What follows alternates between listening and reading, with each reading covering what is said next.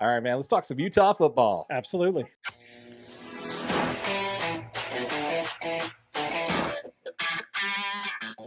Before we get into the content, we'd like to encourage you to join the conversation in the comments down below. While you're down there, consider subscribing to Utah Football DNA. Make sure you smash that like button for your boy Darren. That's right.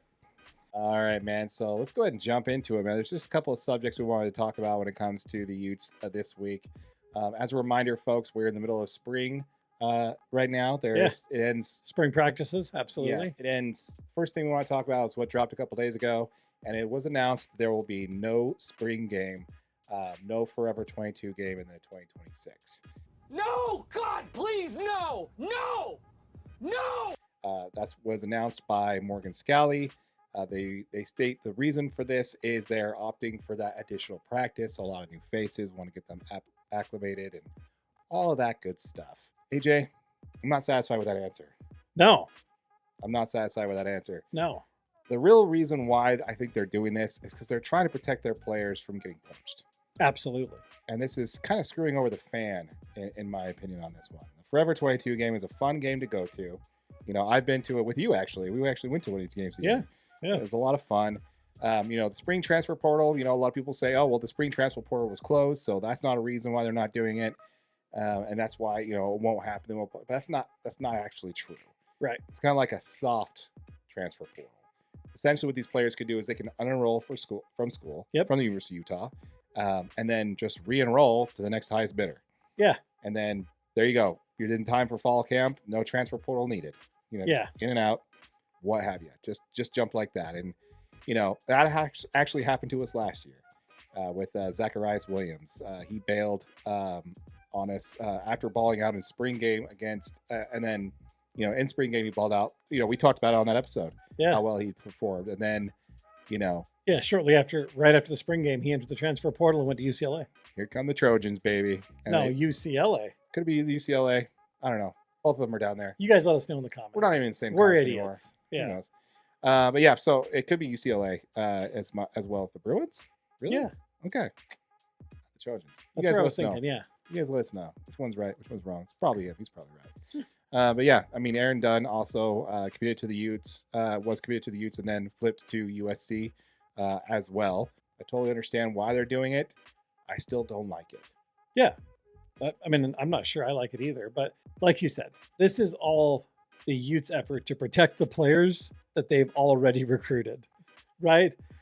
Because the fact is after a good spring game, they've just had too many players jump into the portal. And yes, that spring transfer portal window is gone, but it's too easy for these players to just still make a clean break and get out of whatever it is they've committed to. So this is a keep the roster intact move, 100%. I think it does add some value, right? Just like Morgan Scalley said, one additional practice for this team, it is going to help a team who is just doing everything they can to build as much cohesion as possible.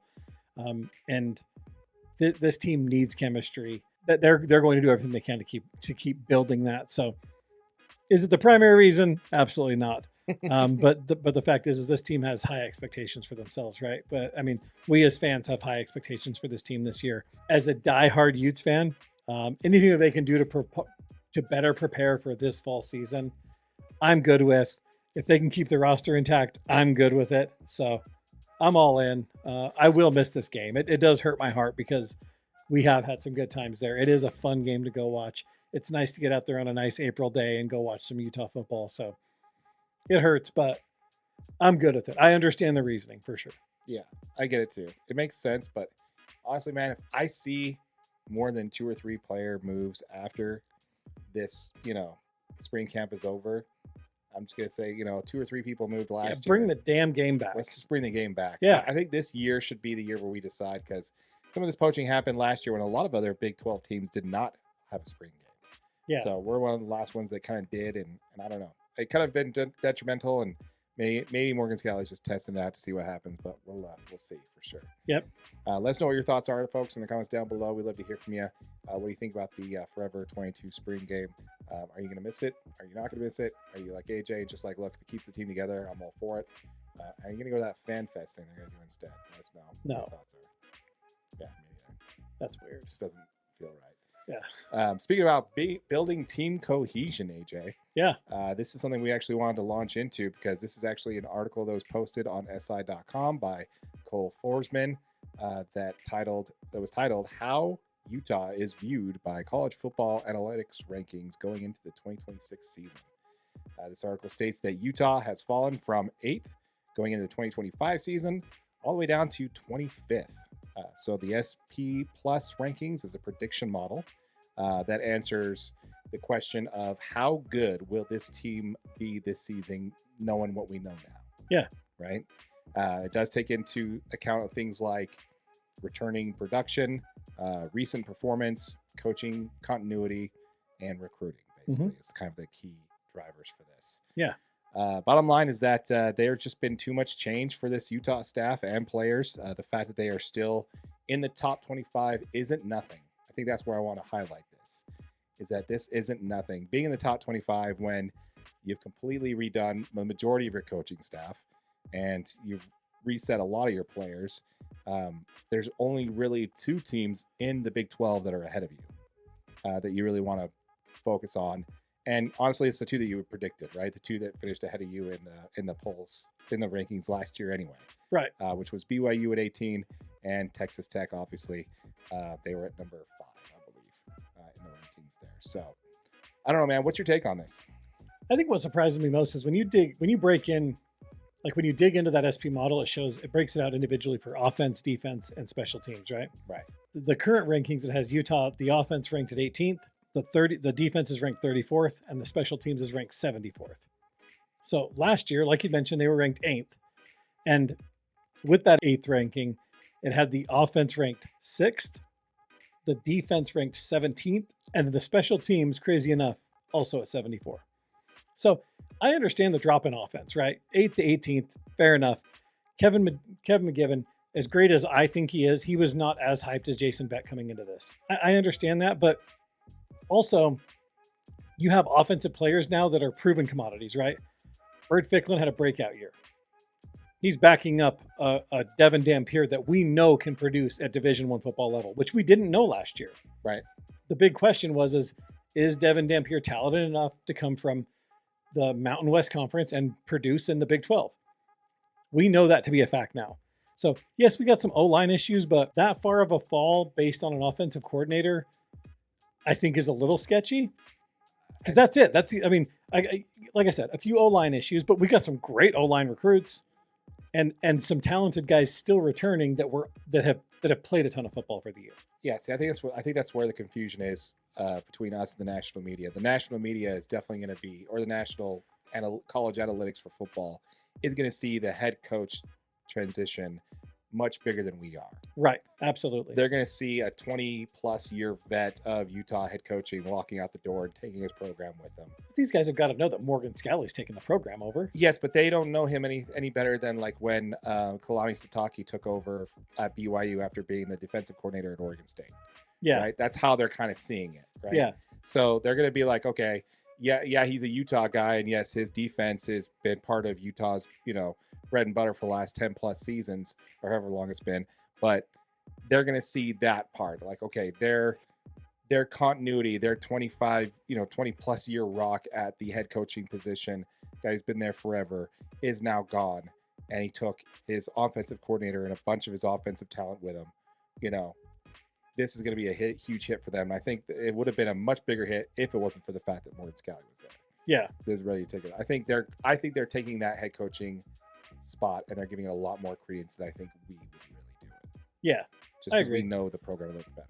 See, but I think the defensive drop from 17th to 34th is what really kind of set me for, because that's a massive drop. Yes, but you also got to remember, again, it's a defensive coordinator coming in that wasn't part of. But he's still on the roster. He's still there. That's true. It's not like he's not still heading up the defense, right? I mean, he's handing over to Colton Swan, who's been with the program 10+ years as well. True, but again, But you did lose some talented guys, exactly. Right? You lost John Henry Daly, who was an All-American, at the defensive end, went to Michigan. Smith Snowden, who's all Big 12 cornerback that obviously went to Michigan as well. You lose Lander Barton to the draft. But I mean, you look at it and it's like John O'Hall played a ton of really good reps. He was in there. The Logan Fano, I mean, he was good. He's going to the NFL. I'm not sure if he was really ready. I think his brother was ready, and he was like, let's do it together. But I mean, you got Lance Holtzclaw that had a bunch of great games that's going to come in for the D-line, and you still have the coaching consistency. I don't know if I agree with that far of a drop-off on the defensive end, but I am a Utah homer, so it happens. He is our resident homer, folks. Yes. We got to have that glass is completely full. Don't know what you're talking about. Stop pouring. It's all over the table kind of take on things. Yeah. But yeah, as a kind of I don't agree with this either, to be honest with you. I think that's too far of a drop, especially where you have BYU at 18. Yeah. So, I mean, they're not, I think the only really reason they're different between them and Utah in that case is going to be the coach consistency, the continuity of coaching. I think it's really kind of playing big. So that's kind of where I think, like I'm saying before, hanging my hat on that, because I think they're treating that with a lot more weight than we are. Yeah. I think. And I think they're going to be surprised. So yeah. It's going to be interesting. We want to hear from you folks. Let us know what you think of the S&P rankings, S&P Plus rankings. Yeah. Let us know what you guys thought, what your thoughts are in the comments down below when it comes to that. Do you think this ranking is off, like we think it's off, or are you in line with this one? Do you think that we're going to see a bit of a regression from last year? I do think the University of Utah is going to regress a little bit from last year to this year. I do have them staying within one win of the same record, but I do think that there's going to be some growing pains early on, and luckily we have a favorable schedule. I think that's going to counteract that a little bit. I totally agree. I think we got a favorable enough schedule that we can get some wins early and get some confidence going into that tail end of the season that gets a little tougher. Absolutely. Jump in the comments, folks. Let us know. Yep. Thanks for watching. We'd like to encourage you to join the conversation in the comments down below. While you're down there, consider subscribing to Utah Football DNA. Smash that like button for your boy Darren. That's right.